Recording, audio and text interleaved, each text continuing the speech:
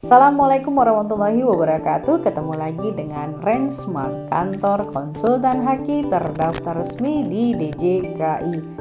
Kami memiliki kantor pusat di kota Jakarta Selatan dan memiliki kantor cabang di kota Padang. Rensmark. Baik ya, kita akan membahas seputar komisi banding merek ya.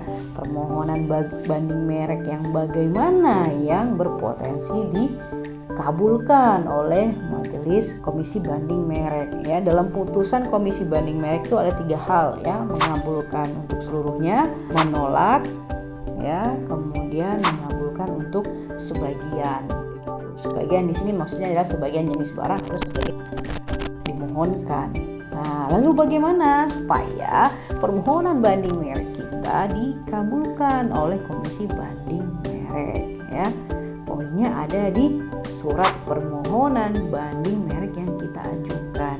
Nah, pastikan ya di surat permohonan banding merek yang kita ajukan kita sudah menyampaikan dalil keberatan kita disertai dengan argumentasi dan didukung dengan bukti-bukti yang kuat. Begitu. Contoh misalnya ya, yang menjadikan alasan penolakan tetap merek yang dimohonkan adalah pasal 21 ayat 1 huruf A ya, yaitu merek yang dimohonkan ditolak karena memiliki persamaan pada pokoknya atau keseluruhannya dengan merek yang sudah didaftar lebih dulu atau sudah dimohonkan lebih dulu oleh pihak lain untuk barang dan atau jasa sejenis. Nah, ini yang perlu dianalisa. Nah, di dalam surat penolakan tetap itu ada dicantumkan ya merek pembandingnya. Mereknya apa, pemilik siapa, tanggal penerimaan, tanggal mulai perlindungan sampai berakhirnya ya, kelas berapa, logonya seperti apa, dan jenis barang atau jasa yang dilindunginya apa. Nah, ini yang dianalisa dengan merek yang kita mohonkan. Nah, 2 hal yang harus diperhatikan ya. Pertama, jenis barang atau jasanya sejenis atau tidak. Yang kedua, label mereknya ya. Label merek yang dimohonkan dengan label merek yang sudah didaftar yang dijadikan alasan penolakan itu apakah memiliki persamaan baik secara konseptual, visual maupun fonetiknya. Nah, ini silakan diuraikan ya.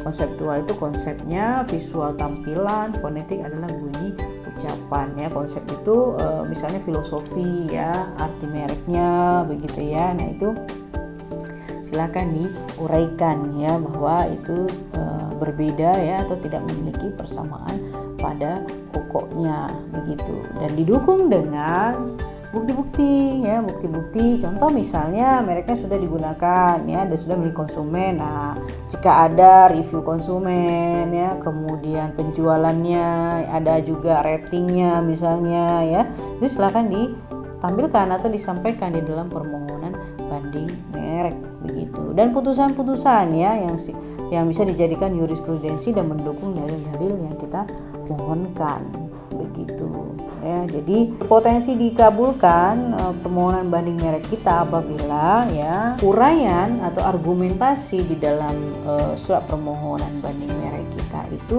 kuat begitu ya, kuat secara hukum begitu. Nah, itu berpotensi untuk dikabulkan ya. Selanjutnya yang kedua adalah upayakan hadir sidang ya, karena itu adalah hak dari si pemohon banding merek ya.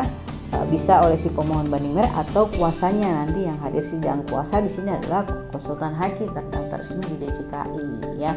Nah, ajukan permohonan sidang secara tertulis ya. Nah, nanti akan diinformasikan jadwal sidang. Nah, di dalam sidang ya, silahkan menyampaikan pendapat ya, pendapat yang singkat, padat ya, yang isinya hal lain yang belum kita sampaikan di dalam permohonan banding merek ya, karena di dalam sidang itu juga tidak diberikan waktu yang banyak gitu ya, hanya singkat saja diberikan kesempatan untuk menyampaikan pendapat. Nah, silahkan disampaikan pendapat di dalam sidang yang itu menguatkan permohonan banding merek kita begitu. Kalau mau mudah ya silahkan tunjuk kuasa ya untuk mewakili dalam permohonan banding merek begitu. Demikian kami sampaikan, semoga ini bermanfaat. Assalamualaikum warahmatullahi wabarakatuh.